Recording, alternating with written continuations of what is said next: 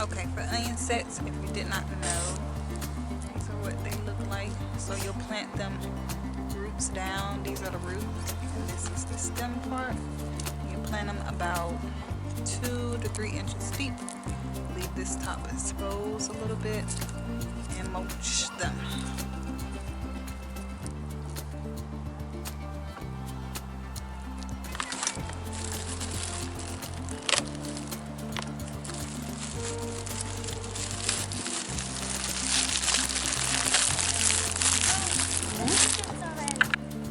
What? Okay, that's enough. That's enough. What do you say? That's enough. I'm trying to put this.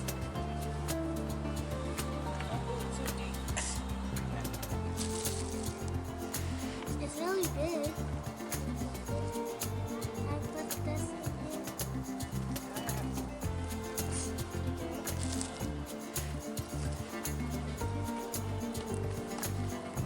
Push it down. You use it with your bare palm. Yeah, this is my bear palm. What is this? Bear palm. Bear palm. This is not. Okay, then what is it? This is Okay. Don't go so deep, Lon. Don't go so deep. Don't put them so down, so deep, or they're not gonna be able to grow there. Okay. I'm trying to put it. Okay. Don't go all the way down. Ah! The onion smells bad.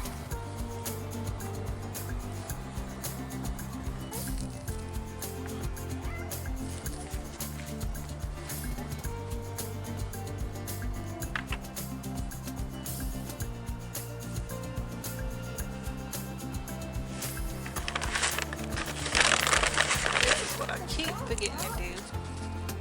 Put it in the mud. Yes, ma'am. She is. Good.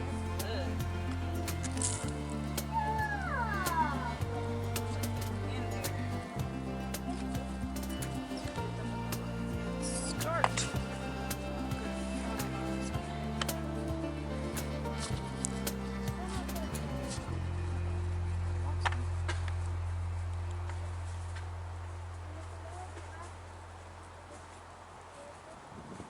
I'm putting these in between the brassicas to deter pest. Companion planting method.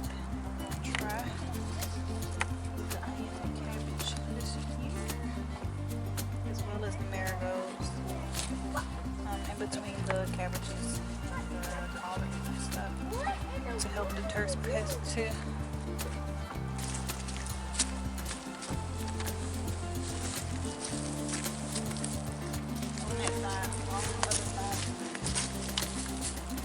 Alright, now that's enough. Spread it out.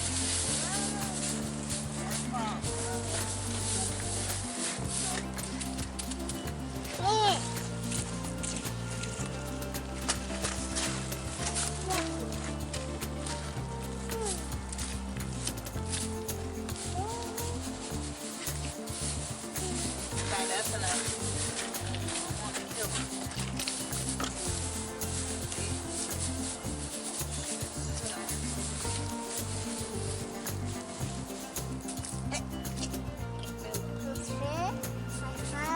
Strong. Hey, stop. No, put it down. In the bed. Right here. Okay. Go water the flowers. Did you water the flowers? Go finish watering the flowers.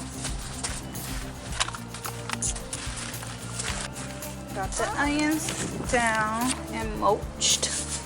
I already mulched them so they won't get too scorched, and keep the soil underneath moist for when the hot days are approaching. So we got that done, and I put some up here in this bed as well with the purple cabbages, because apparently it's a good companion plant for the cabbage to deter pests. I think that's enough mulch. No? Okay. All right.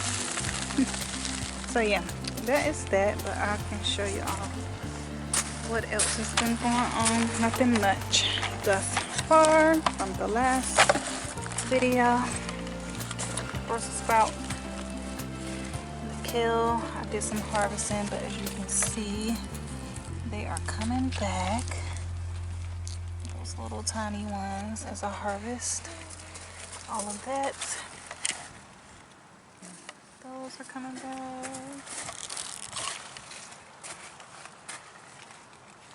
The cabbage. Kale. And let me show y'all. Let me see. The struggling, surviving collards in the mustard greens that I took out, that I saved from killing when I put that fertilizer on them and killed everything.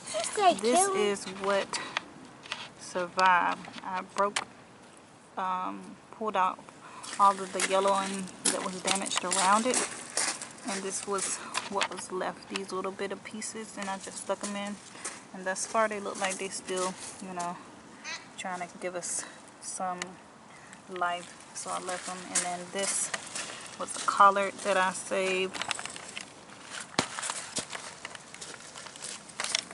and it's another one. Oh, that one, I saved that one too. I had a lot of damage to it, and it looked like it's holding on pretty strong. Is there any other ones? I'm not sure. I thought it was maybe one more collard that I tried to save. Oh, this one. This collard actually looked like it's gotten a little bit bigger. A little bit bigger. And this one. This is another collard that I saved. So yeah, that is what was left from the surviving of the mass killing that I did to the seedlings that I had going pretty good. Yes, so nothing too much going on in here. That's from last time. Ooh, they look like they drying to yellow. Alright, we're gonna have to come in here and tend to these. Know what's going on, but nothing's the same. Still got my little, what do you call these? Winter sowing makeshift humidity grow bags right here in the Ziploc bags. And I did some more over here with some tomatoes and eggplants and spinach and stuff like that. So yeah, you guys, that is it. That is it. I hope you all enjoy. I hope this inspires someone to go out and start a garden, sow a seed. But I'll catch you guys next time. Bye.